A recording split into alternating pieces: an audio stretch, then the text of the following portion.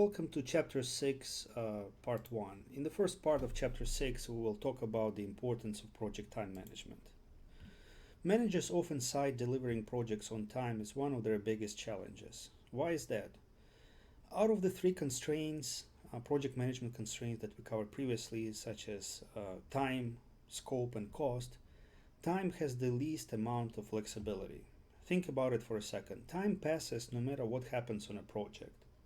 When it comes to other financial resource, other important dimensions of project management, such as cost and scope, you as a project manager, you have some degree of control. For example, you can always revise the scope. Given that other stakeholders agree to revise scope, you have some room for maneuvering with respect to financial resources as well, right? You can stop spending money. You can freeze the project for a while. You can possibly request additional funding for your project.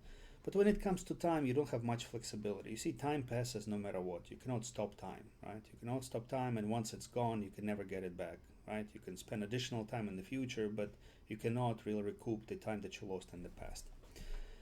To make things worse, schedule issues are often the main reason for conflicts on projects, especially during the second half of projects, because in later stages of a project, this is when it becomes clear whether the project will or will not be delivered on time. And most of the time, it's not delivered within the agreed upon time frame, and that's when conflict starts, along the lines where an executive sponsor would say, "Look, you promised me to deliver this project within 1 year. Now we're in year 2, and we still don't see the end of your project. So what's happening? How come you cannot finish this project within the agreed upon time frame?"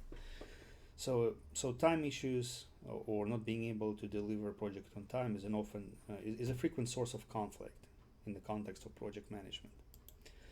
To make things even more complicated, individual work styles, individual personalities, as well as cultural differences often cause schedule conflicts or misunderstanding.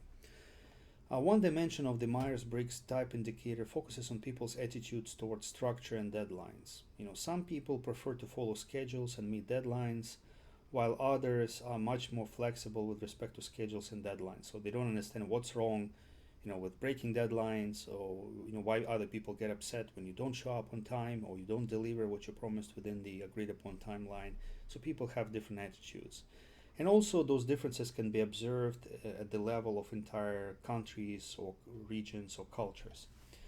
For example, I remember looking at a study that was done in the United States about people's perception towards time and deadlines.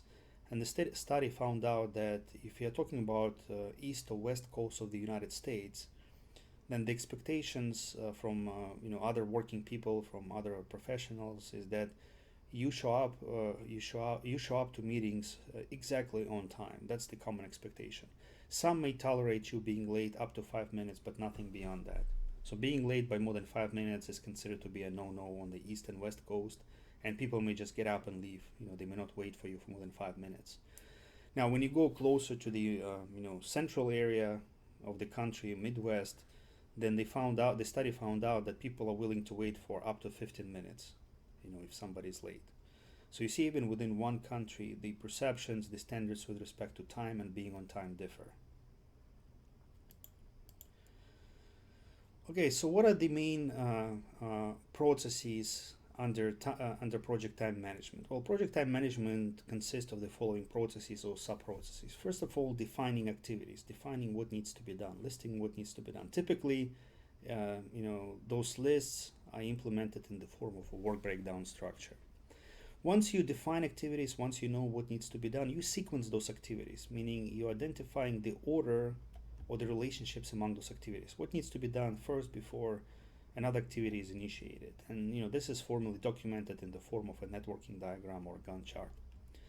Estimating activity resources, deciding how many resources a project team should use to perform project activities. By resources, we mean financial resources, we also mean labor, and perhaps other tangible resources such as room, hardware, office space, and so forth. Estimating activity durations. Once you know what kind of resources activities require, you'll be in a better position to determine how long it will take you to complete each individual activity.